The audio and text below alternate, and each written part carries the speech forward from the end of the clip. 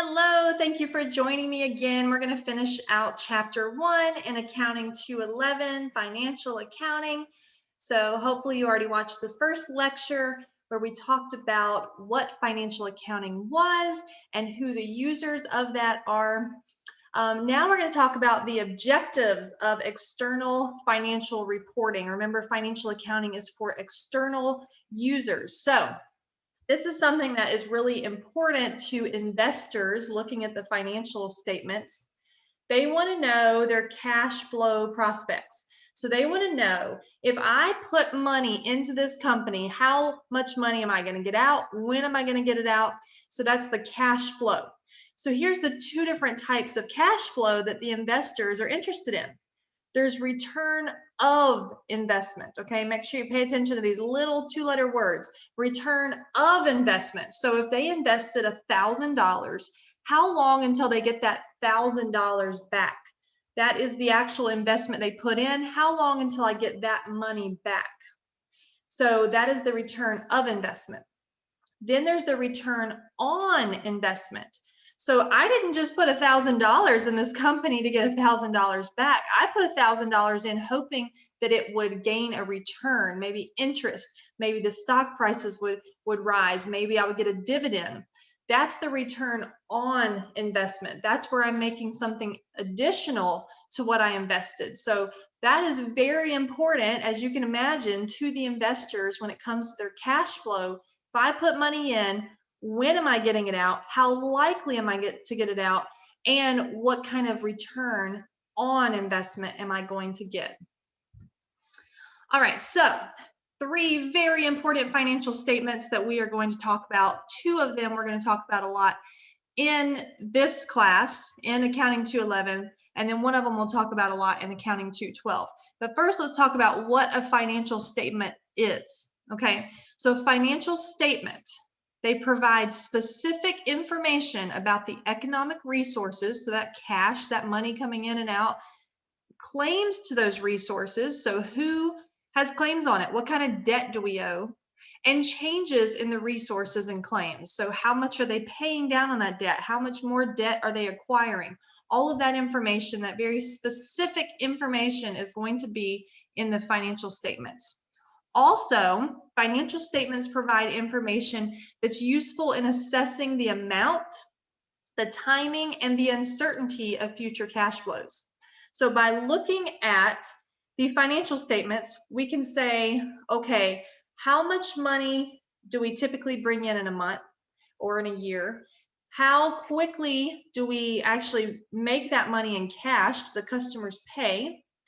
And do we think that this company is stable? You know, if you invested in Amazon, I think you would feel pretty stable. It may go up or down, but I don't think there's a huge risk anytime soon of Amazon going under. So there's not a lot of uncertainty of Amazon going under. We don't know exactly how much they make from month to month.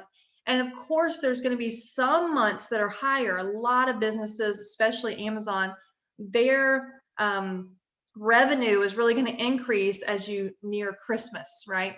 Or during a pandemic, whenever people don't want to leave their house, Amazon, they were heroes. The Amazon drivers, they were providing all of us with toilet paper and a lot of important things that we didn't want to go out for. So that we can look at how their cash flow is affected and then make educated guesses as to what their future cash flow would look like. So financial statements help out with that.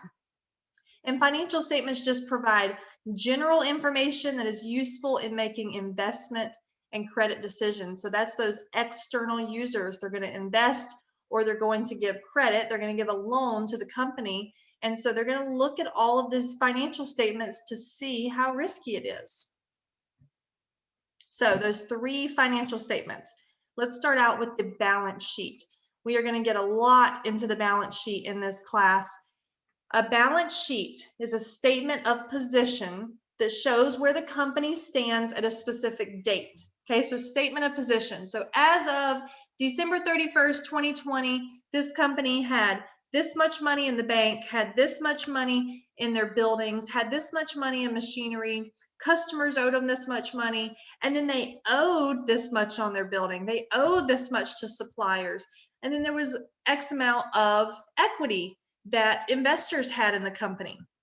So the balance sheet is going to show you that at a specific date and time. Exactly where did that company stand financially at this specific date and time. So that's the balance sheet. And we'll get into that one a lot more in other chapters. Then there's the income statement. So this is not a specific moment in time. This is an activity statement. So it's going to be from, January 1st to January 31st, or maybe January 1st to December 31st. There's going to be a time range to show all the activity that happened from that start date to that end date. So it is an activity statement that shows details and results of profit-related activities for a period. So income statement, we're ultimately looking at what the income, what the profit was for that company.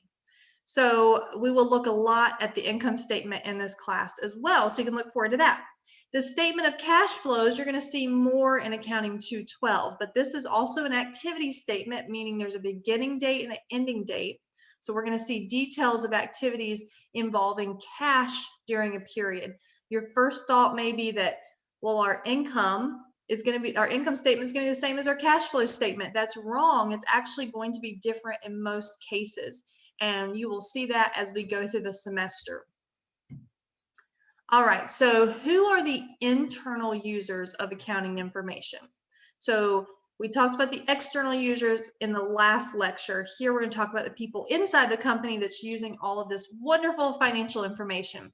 So it could be the board of directors. So these are people who are making big decisions. They are not going to be into the everyday activity of the company, but they are going to be making big decisions. They're going to be making decisions about who to hire as executives and things like that, and where to make some investments and decisions like that. So they need that financial information. The CEO, that's the chief executive officer. He's kind of like the president, the man on top. He or she is making lots of big decisions for the company. That person does not usually want to see super detailed information. Like I said in the last lecture, they don't want to see, how well did the advertising department meet their budgets, and, lots of little things, did they spend too much money on computer software? The CEO most likely doesn't want little details like that. They want to see a big picture, maybe a little more detailed than investors and creditors, but they ultimately want to see a big picture of the company to make big decisions. The CFO is the chief financial officer. So they're basically the head of accounting, the head of all financial positions. So they're going to see it a little more in detail, but still probably not broken out into super minor details of the financials. They don't care that, John over here spent too much on a cell phone. That's something that somebody below him or her is going to have to deal with, okay? So that would be like the managers. So the managers, they're going to be getting into the nitty gritty. They're going to get into all the details. How do we do on our budgeting? How do we do it marketing the right projects or products? How do we do at, investments? That the managers are really going to look into lots of details, and supervisors as well. They may be over even smaller sections, smaller departments, and want to know how their specific department did. How did they do in advertising? How did they do over there in marketing? How did they do in sales? So the supervisors will be very interested in probably not the big picture, but the smaller, more detailed picture. All right, characteristics of management accounting information. So managerial accounting is more like what we will cover in Accounting 212. But this is the kind of information that management wants to see. So timeliness, first of all, it is so important for financials to be exported, to be generated on a timely basis. Why is that important? Because it's there to help us make future decisions. So if you don't get that information soon enough to see what we did in the past, how are we going to use it to benefit us in the future? So if I don't get the information timely, if I don't find out that the mascara is selling at a higher profit than the blush, and I don't find that out for a couple of years because it's not timely at all, then how's that information ever going to help me? At that point, I've continued to market the blush and didn't know mascara was a much more profitable item. That's just a little example, but it's very important to get financial information done timely, as soon as possible. Identity of the decision maker. So who is it that this financial information is going to? I don't think that the head of marketing cares that the sales team, were under budget for their cell phone use. That doesn't matter to them. If it's all about that specific decision maker, what is going to be important and relevant to them, and that's important when giving financial information. And like I said, it's going to be oriented towards the future. So the reason we want it to be timely is because it's going to help us make decisions, better decisions for the company's future. So that's what is very important in management accounting information. It also is going to measure efficiency and effectiveness. So how are we doing at using our assets, at bringing in money? We've got lots of formulas for that kind of information. But how well are we doing at marketing the right product? How well are we doing at sticking to a budget? We're trying to see how efficient and how effective we are using all of our financial resources, and that's very important to management. And just like financial accounting, management accounting information is a means. It is the information that we're using to ultimately get to the end decision. So it's very important to know that we don't just get the information and we're done. We get the information to make the decisions with. All right, anytime we talk about accounting, it's very important to know that integrity, to be moral, to be ethical, is super important. That's important anywhere in life. Definitely, arguably, very important wherever you are in life. But accounting is a field that takes a great deal of integrity. So we all know horror stories of accountants who have done wrong things, made decisions to benefit themselves. So they thought, a lot of them ended up in prison. But that is not the kind of accountant that anyone should strive to be. You need to take accounting, as with everything, as something you want to do with integrity. You want to be honest and truthful. That is the important thing about accounting, is it needs to be very honest, truthful information. So integrity is a big part of that. I somehow lost the slide for this, but I also want to talk about what kind of professions come from accounting. So a lot of people think of tax accounting. So yes, definitely there are tons of tax accountants. That's super important because tax is so complicating and it's changing constantly. So it's very important for there to be tax accountants. That's definitely a way you can go with an accounting degree. There's auditors. So auditors are going to be checking out lots of different companies. These are external auditors, be checking out lots of different companies to see if they are being moral and ethical, if there is integrity and truth behind their financial statements. And both of those, tax and audit, kind of fall into the public accounting. So public accounting is, you're working with companies, lots of different companies, and especially whenever we say public company, we're talking about companies that have stock on the stock exchange. Okay, so that's what we're talking about with public accounting. And you can go into get your CPA, your certificate to be a certified public accountant. That is the requirements of a CPA. Is you have to have your bachelor's in accounting, and then some additional accounting hours. I think they total 150 hours, and I can't remember the exact amount that has to be accounting hours. And then you have to sit for the CPA. So it's a 4-part test that is arguably the most difficult test in history, and I would attest to that. It is very difficult. The tests are several hours long each. I think they're around 4 hours each. And you also have to work under a CPA. So your supervisor needs to be a CPA for at least a year. So all of that has to be signed off on.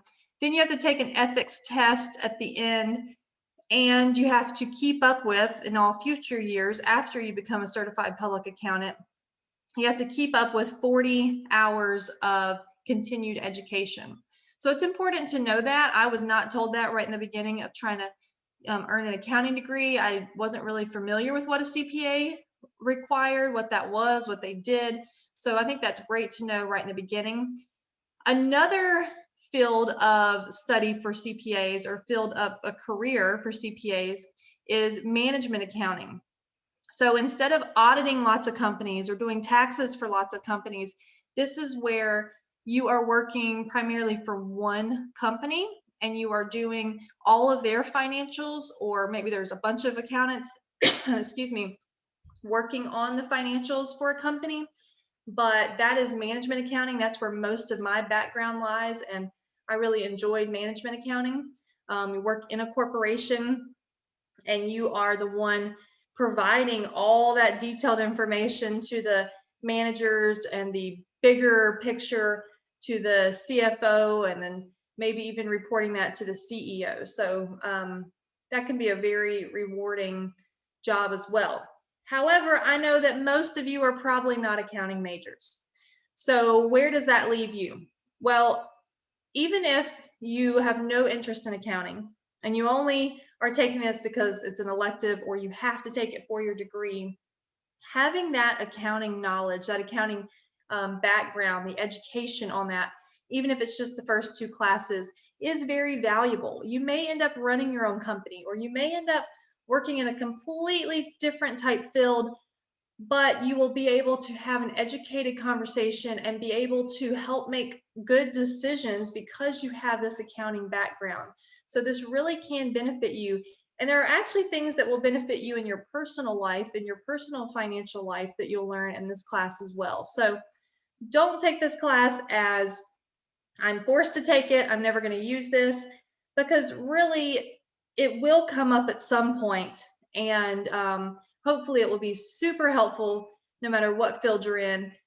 But regardless, I believe you will use this information at some point in your career and it will benefit you. So please try to really learn this information and ask questions where you need help. And I think it's going to be a great semester.